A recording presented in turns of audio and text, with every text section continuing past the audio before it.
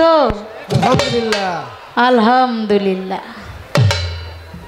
আমাদের সম্মানিত প্রধান অতিথি তার অতীব গুরুত্বপূর্ণ বক্তব্য তিনি রেখেছেন, তার প্রতি আমরা সম্মান শ্রদ্ধা জানাই।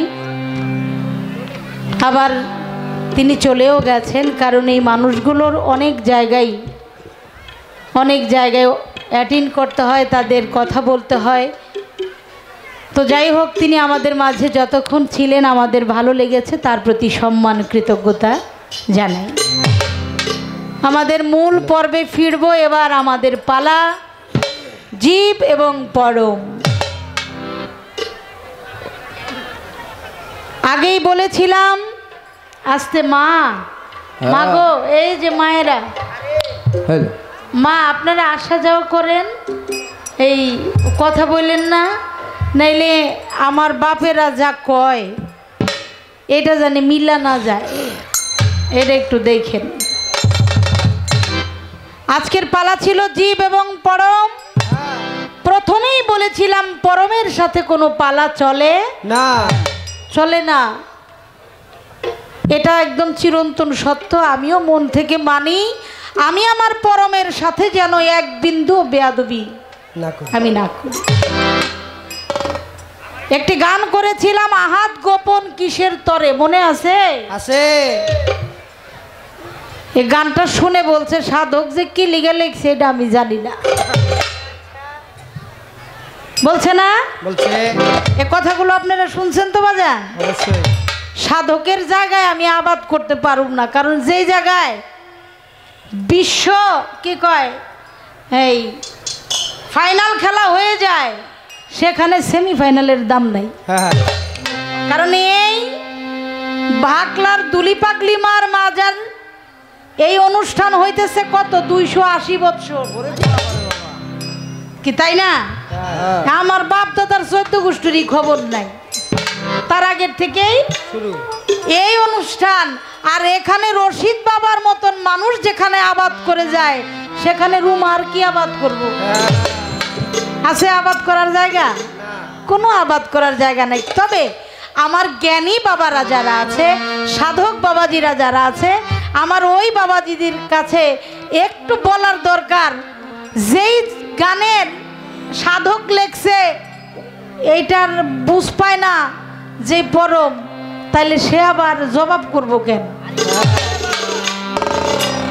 তাই না?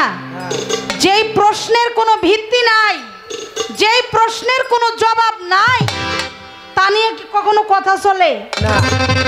তাহলে আপনি সাধক গান লেখছে কেন, আপনি বুঝেন নাই, না বুঝে একটা সাধকের গান দিলেন। নই কি কয় খেতা মিয়া নেতা মিয়ার গান দেন নাই, সাধকের গান দিয়েছেন। আবার এমন সাধক, যেই সাধক জ্ঞানের প্রদীপ বাবা রজ্জব আলী দেওয়ান, তার মুর্শেদ, তার গুরু হযরত কাদের চান, তার লেখা। কার গান? ও সরি, আমার জানা নেই। যাক, রশিদ বাবার গুরু ভাই বাবা তুলা দেখছেন, আপনি আরো আগে দিলেন আমারে। রশিদ বাবা আল্লাহর ওলি, আর তুলা চান কত বড় আল্লাহর ওলি, এটা তো আপনারাই জানেন। তার ভক্তের লেখা গান আপনি গাইছেন, তাহলে সাধকের গান দিয়া, সাধকের গানের উত্তর দিয়া যদি আপনি বুঝ না পান, আমার আর কিছু কওয়ার নেই। আচ্ছা যাক, আহাত গোপন কিসের কারণ? কয় আহাত এখনো গোপন, এটা সব সময় গোপন, ভবিষ্যতেও গোপন থাকবে। আচ্ছা, আহাত যদি গোপন থাকে, আহাত মানে তো আল্লাহ নাকি? আল্লাহ গোপন না? আবার আপনি কইলেন আপনার মুখ দিয়েই আদম নাকি আল্লাহর মধ্যে যাইয়া, আদমের ভিতরে আল্লাহ লুকাইছে না?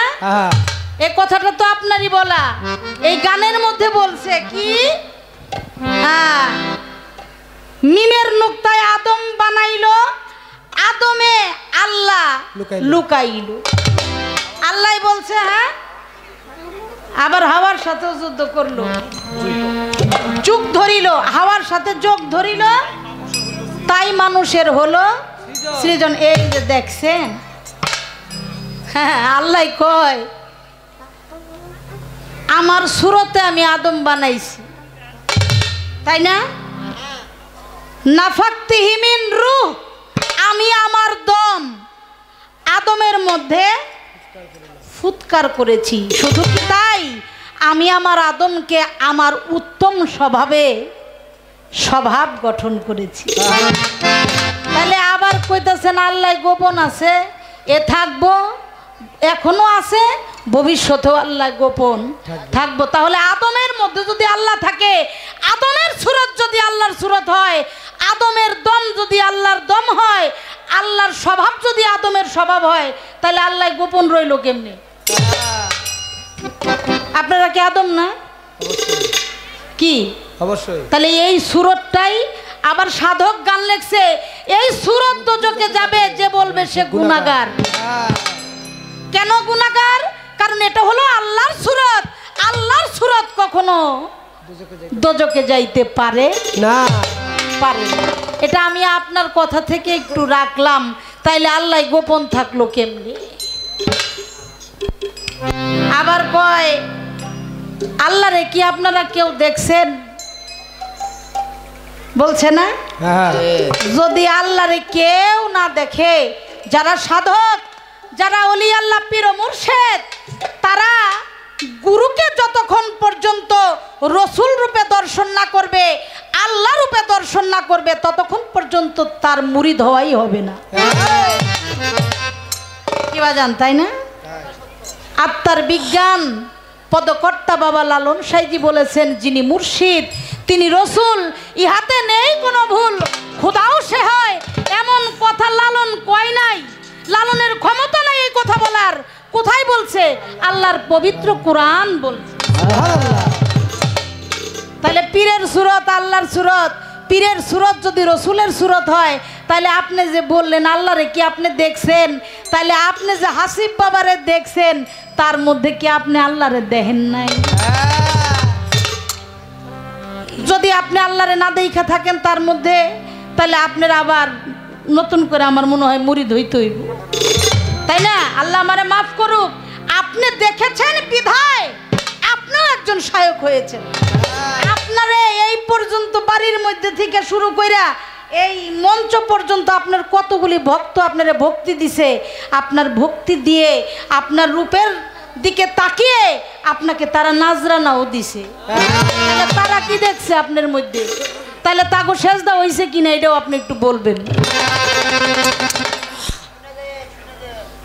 আমি তো আপনার কাছে আসলে আমি তো নাদান, আমি হইলাম জীব, আমার কোনো ক্ষমতা নাই, আমি আপনার ক্ষমতায় ক্ষমতাবান। কিন্তু আপনি যদি আমার কাছে ধরা খাওয়াই না কথা কোন, তাইলে আমার একটু কইতে হয় না। এ লিগে আমি কইলাম আপনি একটু রাগ ঠাক নিয়েন না, কষ্ট নিয়েন না। এবার আল্লাহ এভাবেই তৈরি করবে, এই আদমকে তৈরি করবে, এই পৃথিবীটাকে সাজাবে। সাজানোর আগে একটা ড্রয়িং করতে হয়, তাই না? আপনার কাছে বিনীতভাবে একটা অনুরোধ, আল্লাহ যে এই আদমকে বানাবে, আদমকে বানানোর আগে যে ড্রয়িংটা তিনি তৈরি করছে, এই ড্রয়িংটা আল্লাহ কই পাইছে? আল্লাহ প্রেম করার জন্য রসুলকে বানাইছে, তাহলে রসুলকে আগে না দেখলে তো বানাইতে পারতো না। আগে দেখছে, তারপরে ড্রয়িং করছে, লেখছে, ড্রয়িং এর মধ্যে লেখছে, লেখা এই অনুযায়ী একজন ইঞ্জিনিয়ারের কাছে দিছে, ইঞ্জিনিয়ার ওই অনুপাতে বানাইনো শুরু করছে। ওই ড্রয়িংটা তখন তো আদম বানাই নাই। কি বাজান? আদম যখন বানাই নাই, ড্রয়িং করছে, এই ড্রয়িংটা আল্লাহ পাইল কই? এই ড্রয়িংটা আসলে কোন ড্রয়িং? এটা কার ড্রয়িং? এটা কাকে দেখে এই ড্রয়িংটা করা হয়েছে? এই বিষয়টা আপনি একটু বলবেন। আপনি সর্বদিকেই ভালো থাকেন, আপনি তো অবশ্যই ভালো, আপনি তো মন্দ না, কিন্তু আপনার কিছু কিছু কাজের কারণে আমার খালি ভিতরে আবেগ জাগে বলার, এটা কারণ কি? আদমরে এত মোহাব্বত করে বানাইলেন, আদমের মধ্যে আপনি লুকাইলেন। কত মোহাব্বত করলে আদমকে আপনার সুরত দিয়েছেন, কত মোহাব্বত থাকলে আদমের মধ্যে আপনার দম ফুৎকার করছেন, কত মোহাব্বত করলে আপনার উত্তম স্বভাব আপনি আদমকে দান করেছেন। আচ্ছা, যারে আপনি ভালোবাসেন, যাকে এই জড়জগতের একটা বিষয় বলি, যে যার মুর্শেদকে ভালোবাসে সে কি তার ক্ষতি করতে পারবে? না। আমার একটু হাতে নেউন লাগলো, বেয়াদবি মাফ করবেন। ক্ষতি করা যায় না। ভালোবাসার মানুষকে। মুর্শিদ তো অনেক উচ্চ পর্যায়ের একজন মহামানব, সাধারণ প্রেমিক প্রেমিকা, একজন নারী একজন পুরুষ। যদি মন থেকে কেউ কাউকে ভালোবাসে তার ক্ষতি করা যায় না। যায় বাবা। যদি কেউ কারো ক্ষতি না করতে পারে তাহলে আদম রে বানাইয়া এত যত্ন করে আপনি রাখলেন বেহেশত খানায়। আদম নড়েও না, আদম চড়েও না, আদম হাসেও না, আদম কাঁদেও না, আদমের কোনো কিছুই নেই। আল্লাহ কয় এত শখ করে আদম বানাইলাম, আদম নড়ে না, চড়ে না, এত সর্বোত্তম জায়গায় জায়গা দিলাম, আমার আদম চাই কি? আল্লাহ নিজেই একটা নারীর রূপ ধারণ করে আদমের পাশে গিয়ে বসছে। আদম ফিরা যখন তাকাইছে দেখে এক মুস্কি হাসি দিছে। আল্লাহ কয় বুঝা গেছি তোর কি দরকার। আদমের জন্য কি দরকার আল্লাহ যখন বুঝেছে তখন তৈরি করেছেন মা হাওয়াকে। মা হাওয়া কি আদমের জন্য যথেষ্ট ছিল না? আপনি ভালো জায়গার মধ্যে এমন এক গাছ লাগায় তুইছেন, এই গাছের কইছেন আদমের পিস কিন্তু ছাড়বি না। আর আদম রে কইছে আদম ওই বেহেশতের মধ্যে একটা গাছ আছে, এটার নাম হইল গন্ধম গাছ, এই গাছের কাছে তুই যাবি না। এডি আপনি কে লিগা করছেন আমি তো জানি না, এটা আপনি ভালো জানেন। আদম রে যাইতেও না করছেন, গন্ধম রে কইছেন তুই কিন্তু আদমের পিছু ছাড়বি না। ওই একটা গান শুনছেন না, হাওয়াবাজি পুতুল রূপে বানায়া মানুষ, যেমনি নাচাও তেমনি নাচে পুতুলের কি দোষ। তা আপনি যেমনি নাচান আমরা এমনি নাচি। আপনি না নাচাইলে আমি নাচতে পারি না, পারি না। তাহলে আদম রে কইলেন যাইতে না, গন্ধম রে করলেন ছাড়তে না। এই আদমের পিছনে যে এত বড় একটা কূটনীতি কাজ আপনি করলেন, এইটা আপনি কোন বিবেকে করছিলেন একটু করে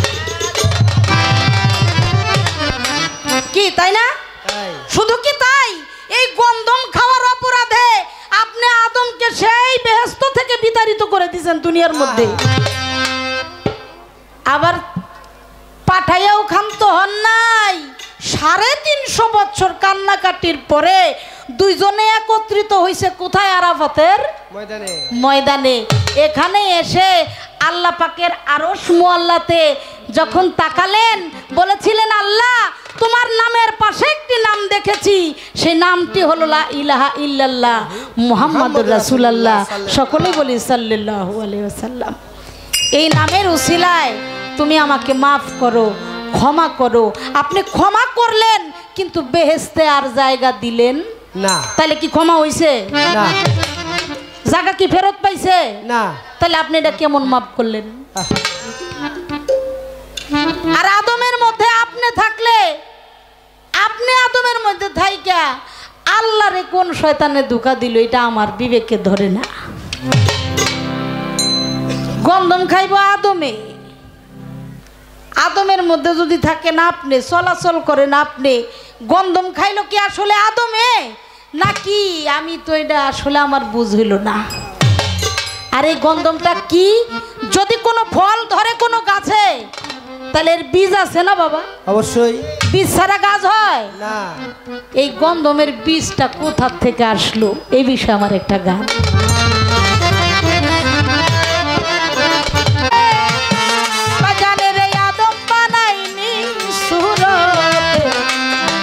তার মধ্যে কেন গন্ধমের আসন প্রভু নিরঞ্জন, তার মধ্যে কেন গন্ধমের আসন প্রভু নিরঞ্জন, তার মধ্যে কেন গন্ধমের আসন।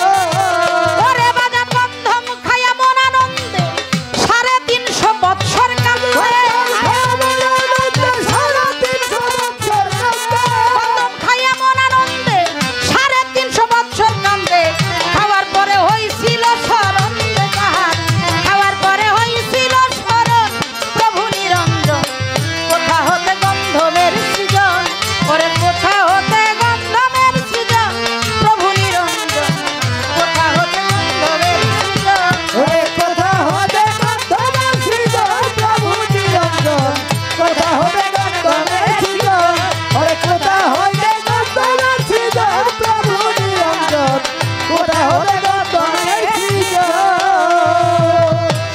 শয়তানে করিল ধাওয়া বাজানের গন্ধম খাইল আদম হাওয়া রে আমার আল্লাহ যাইয়া কইছিল তখন প্রভু নিরঞ্জন আল্লাহ কইছিল তখন প্রভু নিরঞ্জন আল্লাহ কইছিল তখন ওরে শয়তানে করিল ধাওয়া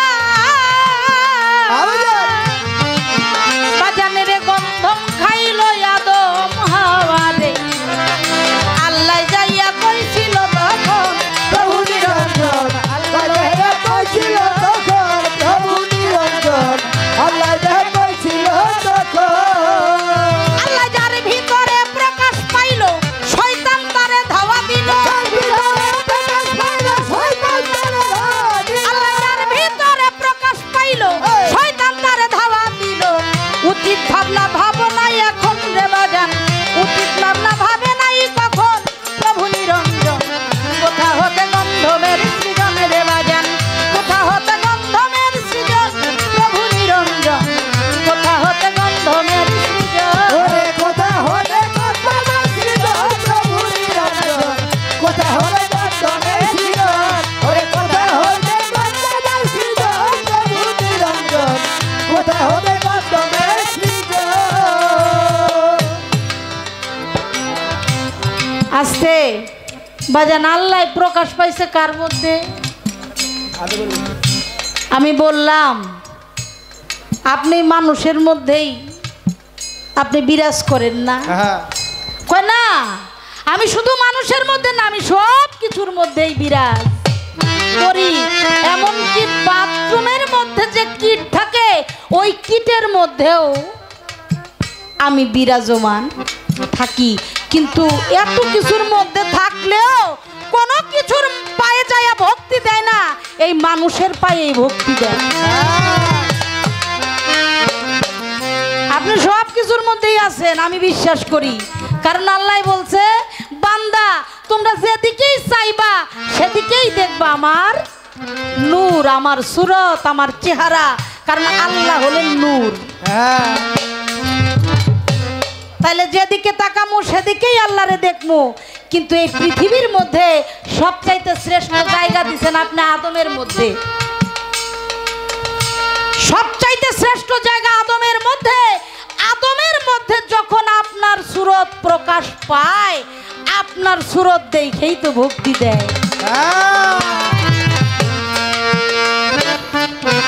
ওই ফুলের পায়ে ভক্তি দেয় গাছের পায়ে মানুষ ভক্তি দেয় কীট পতঙ্গের পায়ে মানুষ ভক্তি দেয় কার মধ্যে এই আদমের মধ্যে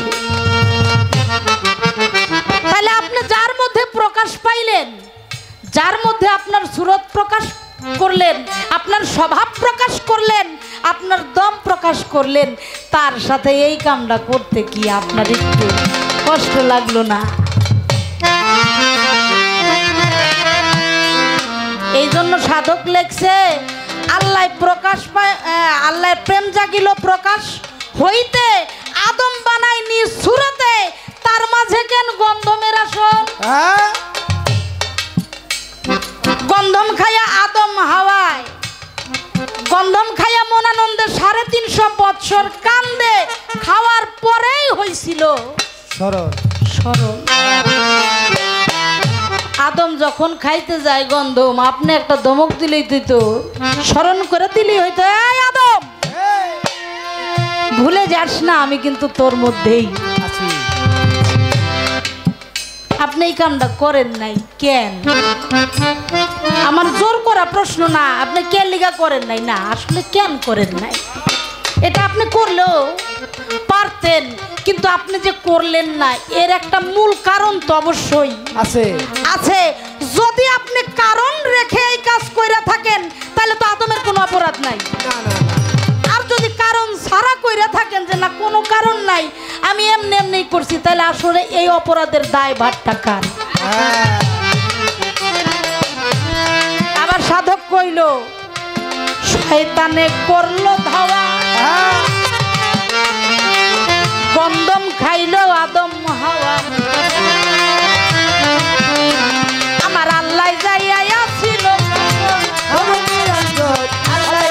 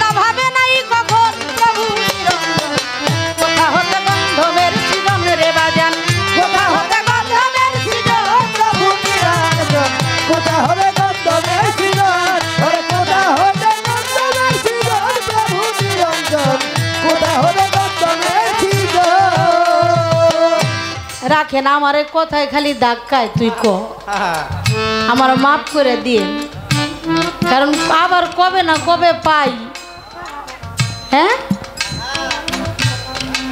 কবে পামু কে জানে। এই আসরটা আমার জন্য শেষ আসরও হতে পারে, কারণ একটি সেকেন্ডের কোনো ভরসা নাই। আপনারা কিছুদিন আগেই দেখেছেন একজন শিল্পী, নাম তার হানিফ সরকার, উনি কিন্তু মঞ্চের মধ্যে গান করা অবস্থায় একদম ওই অবস্থায় পড়ে গিয়ে ওখানেই তিনি ইন্তেকাল করেছেন। ইন্না লিল্লাহি ওয়া ইন্না ইলাইহি রাজিউন। তাহলে আমার কোনো ভরসা আসেনি বাজান? তাহলে আমার একটু কোন লাগবো না? আমার তো খালি গুতায়। আচ্ছা, এই এত কিছু আপনি আদমের সাথে করছেন, এই করার থেকে আমার প্রশ্ন জাগে, আসলে আপনি কি ধর্মের পক্ষে নাকি বিপক্ষে? প্রশ্ন জাগে না? আপনি যার মধ্যে প্রকাশ পাইলেন তার লোকে যেহেতু আপনি এত কাটি ঘুরাইতে পারেন, আসলেই কি আপনি ধর্মের পক্ষে না বিপক্ষে? এই বিষয়টা আমাদের মুসা নবী, উনি আল্লাহর সাথে কথা বলতেন না তুর পাহাড়ে গিয়ে? তো মুসা নবী তুর পাহাড়ে যাবে, এমন সময় এক ব্যক্তি পিছন থেকে ডাক দিছে, আল্লাহর নবী একটা কথা শুনবেন। বলে, বল। আপনি তুর পাহাড়ে যাচ্ছেন? বলে, হ্যাঁ আমি তুর পাহাড়ে যাচ্ছি। আল্লাহর সাথে কথা বলার জন্য তো যাচ্ছেন? বলে, হ্যাঁ। কই, আমরা মানুষগুলি একেবারে বৃষ্টিহীন এই খরায় এই রোদের তাপে আর বাঁচতেছি না। আপনি তো আল্লাহর নবী, আপনি একটু আল্লাহর কাছে যায় বললেন তো, আল্লাহ কি আমাদেরকে একটু বৃষ্টি দিবে? মুসা নবী বলছে, বলছো যখন ঠিক আছে, আমি আল্লাহর কাছে বলার চেষ্টা করব। তোর পাহাড়ে গেছে, আল্লাহর কাছে দাঁড়াইছে, আল্লাহ আমি তো তোমার নবী, তোমার কাছে আসছি, তো তোমার কাছে একটা নতুন আবদার নিয়ে আসছি। কি আবদার? বলে, আল্লাহ গো, আমার উম্মতরা একেবারে এই রৌদ্রের তাপে খরায়, কোনো বৃষ্টি নাই, মাটি ফেটে চৌচির হয়ে গেছে, একটুখানি পানির অভাবে এই মানুষগুলো কাতর হয়ে গেছে। মালিক, তুমি যদি দয়া করে ওদেরকে একটু বৃষ্টি বর্ষণ করো। আল্লাহ কয়, মুসা তুমি চলে যাও। বলে, আল্লাহ তুমি তো এটার কোনো সমাধান দিলা না। কয়, দিমু তো, তুই চলে যা। কোথায়? বলো, অমুক জায়গায় চলে যা, গিয়ে এক পাগল দেখবো, ওই পাগল রে যায় কইস বৃষ্টির কথা। তো মুসা হাঁটতে হাঁটতে ওই পাগল রে খুঁজা বাইর করছে। পাগলের নাম হলো বারাক পাগল। পাগলের কাছে যায় দাঁড়াইছে, পাগল ঘুরে দাঁড়াইছে, তুমি মুসা নবী না? বলে, জি। তুমি আমার কাছে আসছো কে? বলে, আপনার কাছে আল্লাহ আমারে পাঠাইছে। তোমার আল্লাহ আমার কাছে পাঠাইছে? তার সাথে আমারও তো বনাবনি নাই, তুমি যার খবর নিয়ে আইছো তার সাথে আমার বেশি একটা জুইত নাই, বেশি বনে না। কাছে বনুক আর না বনুক, আমারে পাঠাইছে তো। কাছে বলো, পাঠাইছে যখন আমার শুনতে হইব তো। বলে, বলো। বলে, উনি বলছে আপনার কাছে বললে আমার উম্মতরা বৃষ্টির অভাবে তারা কাতর হয়ে গেছে, বৃষ্টির অভাবে মাটি ফেটে চৌচির হয়ে গেছে, কোনো ফসল হচ্ছে না, কিছুই হচ্ছে না। আপনি দয়া করে যদি আল্লাহর কাছে একটু দোয়া করতেন। ওই বারাক পাগল চোখটা উপরের দিকে উঠিয়ে চোখটা রাঙিয়ে বলেছে, এমন কৃপণতা তোমাকে কে শিখিয়েছে? এই মানুষগুলো পানির অভাবে বৃষ্টির অভাবে মারা যাচ্ছে। এই কথাও বলা সারা পাগলের, বৃষ্টি হইতে দেরি দেরি নাই।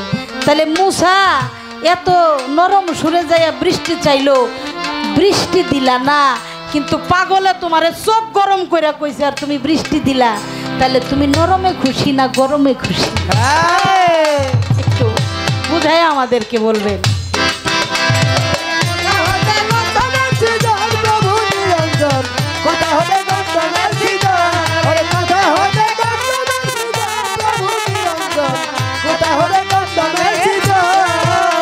যদি বন্ধন খাইলে খাইলে হয় গুনাহগার আল্লাহ কেন করলো তৈয়া ওরে না খাইলে কি চলে এই ভুবন প্রভু নিরঞ্জন না খাইলে কি চলে এই ভুবন প্রভু নিরঞ্জন না খাইলে কি চলে এই ভুবন যদি গন্ধম খাইলে হয় গুনাহগার ওরে আমার আল্লাহ কেন করলো তৈয়া না খাইলে কি চলে এই ভুবন প্রভু নিরঞ্জন না খাইলে কি চলে এই ভুবন প্রভু নিরঞ্জন না খাইলে কি চলে এই ভুবন ওরে কাঙ্গাল কবি তিয়ারতে গন্ধম খাইয়া বেহেশতে কাঙ্গাল কবি তিয়ারতে গন্ধম খাইয়া বেহেশতে কান লিখিল জানতে মূল কারণ রে বাজান কান লিখিল জানতে মূল কারণ প্রভু নিরঞ্জন কোথা হতে গন্ধমের সৃজন ওরে কথা হতে গন্ধমের সৃজন প্রভু নিরঞ্জন কথা হতে গন্ধমের সৃজন ওরে কথা হতে গন্ধমের সৃজন প্রভু নিরঞ্জন কথা হতে গন্ধমের সৃজন গন্ধম খাইলে হয় গুনাহগার আমার আল্লাহ কেন করলো তৈয়া ওরে না খাইলে কি চলে এই ভুবন প্রভু নিরঞ্জন না খাইলে কি চলে এই ভুবন প্রভু নিরঞ্জন না খাইলে কি চলে এই ভুবন ওরে যদি গন্ধম খাইলে হয় গুনাহগার আমার আল্লাহ কেন করলো তৈয়া রে না খাইলে কি চলে এই ভুবন প্রভু নিরঞ্জন না খাইলে কি চলে এই ভুবন প্রভু নিরঞ্জন না খাইলে কি চলে এই ভুবন ওরে কাঙ্গাল কবি তিয়ারতে গন্ধম খাইয়া বেহেশতে কাঙ্গাল কবি তিয়ারতে কাঙ্গাল কবি তিয়ারতে গন্ধম খাইয়া বেহেশতে কান লিখিল জানতে মূল কারণ রে বাজান কান লিখিল জানতে মূল কারণ প্রভু নিরঞ্জন কোথা হতে গন্ধমের সৃজন কোথা হতে গন্ধমের সৃজন প্রভু নিরঞ্জন কোথা হতে গন্ধমের সৃজন গন্ধমের বীজ কোথায় ছিল বেহেশতের মাঝে কে লাগাইলো গন্ধমের বীজ কোথায় ছিল বেহেশতের মাঝে কে লাগাইলো পিছারা গাছ হয় না রে কখন রে বাজান পিছারা গাছ হয় না রে কখন প্রভু নিরঞ্জন কোথা হতে গন্ধমের সৃজন কোথা হতে গন্ধমের সৃজন প্রভু নিরঞ্জন কোথা হতে গন্ধমের সৃজন কোথা হতে গন্ধমের সৃজন প্রভু নিরঞ্জন কোথা হতে গন্ধ